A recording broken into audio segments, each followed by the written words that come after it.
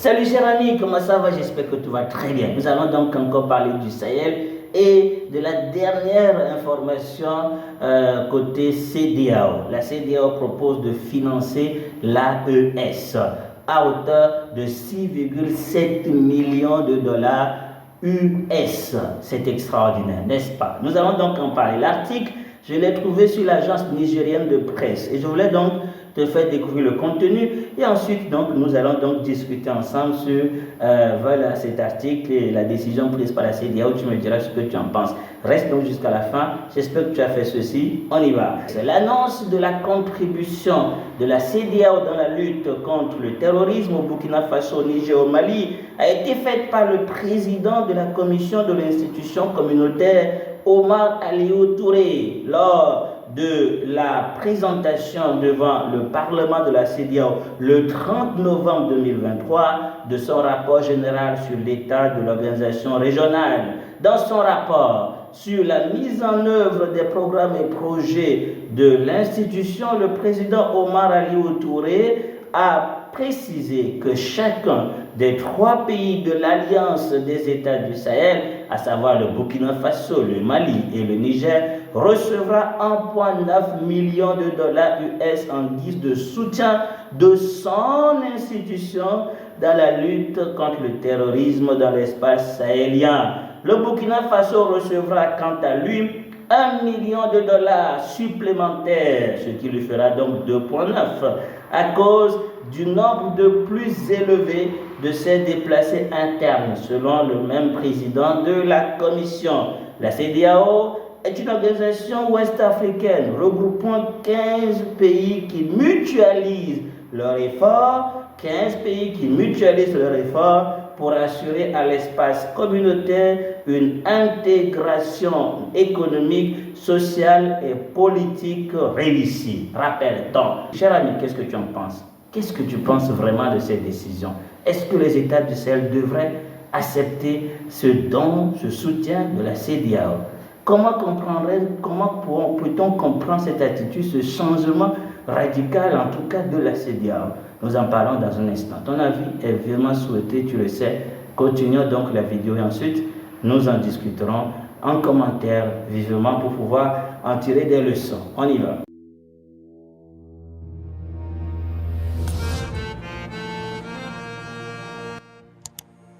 Je ne sais pas si tu te rappelles de ce que son Excellence Bassirou Bazé, ministre d'État burkinabé, avait dit à la tribune de l'ONU concernant le manque de sérieux de la CEDEAO dans cette lutte qui dure depuis des années, donc avec la France bien sûr. Je te rappelle ces propos et tu verras encore une fois que cette action, cette manière d'agir me semble quand même pas très honnête et très sérieux. Écoutons donc son Excellence et ensuite nous continuons. Parlant d'un manque de franchise de cette communauté internationale, voici les exemples. Premièrement, lorsque le Mali, le Burkina Faso, le Niger et d'autres pays se sont organisés sur leurs frontières communes en mutualisant leurs forces pour faire face au terrorisme, la France est venue de nulle part imposer son instrument qu'est le G5 Sahel. Aujourd'hui, la CEDEAO, qui a subitement une force d'intervention pour établir des démocraties, a annoncé un apport de 2 milliards de dollars US. Mais à la création de cette G5 Sahel, jusqu'à nos jours, à sa vaporisation, cette CEDEAO n'a pu débourser que 25 millions de dollars, 25 millions de dollars US. Où est donc le sérieux dans la défense des vies humaines prônée par la Déclaration universelle des droits de l'homme et des peuples? Alors, que pouvons-nous dire concrètement? Quelles leçons retenues de tout ce qui se passe? Qu'est-ce que tu ferais si tu étais à la place des 3 présidents des États du Sahel? Que ferais-tu exactement? Moi, je voulais te donner un exemple très simple. Supposons que tu vis avec quelqu'un et ton conjoint t'a offensé, même abandonné. Il t'a maltraité, humilié. Et tu es donc resté seul. Maintenant, tu as trouvé quelqu'un qui commence à te soutenir. Quelqu'un grâce à qui tu commences à te relever petit à petit. Et quand ton conjoint qui t'a abandonné, humilié, maltraité, commence à voir les fruits que tu portes, il s'approche de toi pour t'offrir des cadeaux. Il s'approche de toi pour commencer à te séduire en t'offrant des cadeaux. Qu'est-ce que tu ferais à l'égard de ce conjoint ou cette conjointe qui se comporterait donc de la sorte à ton égard. Personnellement, c'est quelque chose qu'il ne faut absolument pas accepter. Des cadeaux qui viennent de quelqu'un qui t'a offensé. Cette personne qui n'a même pas pris la peine de reconnaître ses torts. C'est quelque chose qu'il ne faut absolument pas accepter. Pourquoi? Parce que quelqu'un qui est honnête, quelqu'un qui est réellement sincère dans sa démarche et qui agit parce qu'il prend conscience qu'il s'est mal comporté, cette personne commencerait d'abord par s'excuser, par nommer le mal qu'il t'a fait et demander pardon. C'est la seule voie véritable d'une réconciliation. Il faut reconnaître le mal qu'on a eu à faire et s'en repentir, demander pardon. C'est extrêmement important. La CEDEAO a sanctionné ces 3 États. La CEDEAO, depuis longtemps, ne s'est pas investie comme cela se doit. Et quand il y a eu le coup d'État au Niger, la CEDEAO a voulu mobiliser assez de fonds pour pouvoir aller attaquer le Niger dans le but de restaurer Bazoum au pouvoir.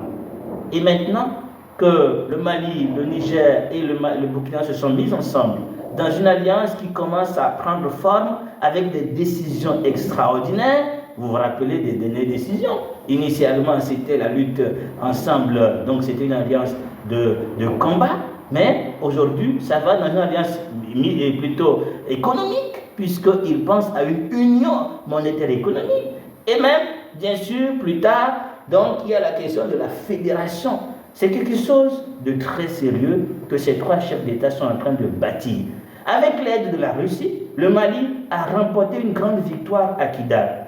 On n'a entendu aucun message venant de la CEDEAO, aucun communiqué de la CEDEAO félicitant les femmes pour cette victoire et pour de nombreuses victoires autres qui ont été rapportées par les armées de ces 3 États. Et tout d'un coup, ce qu'on entend, c'est que la CEDEAO propose de l'argent pour les aider dans la lutte contre le terrorisme. Cette somme-là, où la CEDEAO la trouve-t-elle? Si la CEDEAO avait ses fonds depuis, pourquoi elle ne les a pas mobilisés depuis? Vous vous rappelez, il faut quand même ne pas oublier cela. Il y a de cela, je crois, donc 3 mois déjà, donc en tout cas en septembre, le 22 septembre plus précisément, la CEDEAO a signé un accord avec donc l'ONU, d'accord? Donc l'ONU, plutôt les Nations Unies de lutte contre le terrorisme. Donc voilà, pour lutter contre le terrorisme au Sahel.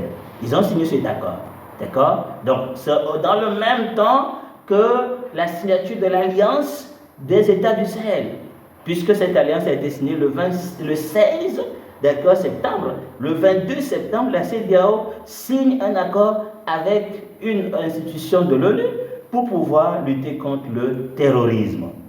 Et dernièrement, comme je le disais, l'AES évolue vers une union monétaire et même vers une fédération. Et c'est en ce moment-là que nous entendons que la CEDEAO veut donner de l'argent à ces 3 États. Est-ce qu'il y a réellement je ne sais pas, un lien dans tout cela? Bon, évidemment. Donc, est-ce que la CEDEAO se sent menacée par l'évolution extraordinaire de ces 3 États et soudain cherche à se rapprocher, cherche à les calmer, cherche à freiner leur élan? Ce qui est vrai. Tout ce que vous devez savoir, chaque don est toujours motivé par quelque chose. Rien n'est neutre dans ce monde. Et il n'y a pas un don gratuit. Non, les hommes sont toujours dans des calculs bizarres. Et donc derrière un don, il y a toujours un plan qui est derrière. Ça c'est vrai. Parce que la main qui donne est toujours au-dessus de la main qui reçoit. Il faut être très prudent quand vous recevez un don ou une aide. Ce n'est pas tout don ou toute aide qu'on reçoit. Je me rappelle de ce qui s'est passé au Maroc, puisque je vis au Maroc, quand il y avait eu le séisme. Il y a eu plusieurs pays qui ont proposé d'aider le Maroc. Et parmi ces pays, il y avait la France. Mais le Maroc a refusé l'aide venant de la France. Je ne sais pas si tu étais au courant de cette affaire. Le Maroc a refusé parce qu'il y a eu en tout cas des incompréhensions, des décisions qui ont été prises par la France à l'encontre des ressortissants marocains et beaucoup d'autres choses, ce qui a fait que s'il y a eu ces décisions qui ont été prises, ces attitudes, et tout d'un coup, parce qu'on est dans le malheur, tu veux nous aider? Non, on n'accepte pas. C'est ça être aussi un homme, quelqu'un qui sait savoir recevoir des dons. On ne reçoit pas des dons de n'importe qui et à tout moment. Je ne sais pas ce que les États du Sahel vont décider, mais à mon avis, je pense sûrement qu'ils ne vont pas accepter un tel don.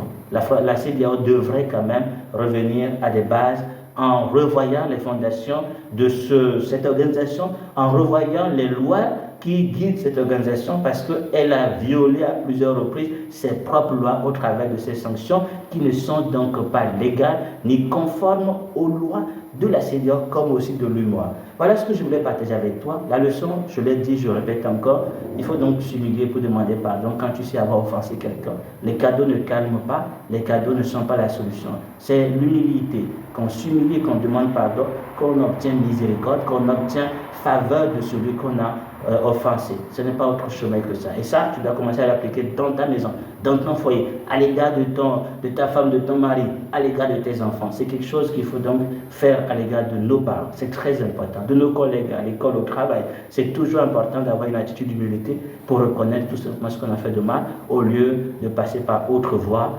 d'accord? Donc, dans le but, voilà, de montrer qu'on est désolé et c'est pour ça qu'on offre des cadeaux. Non, c'est pas correct, c'est pas juste.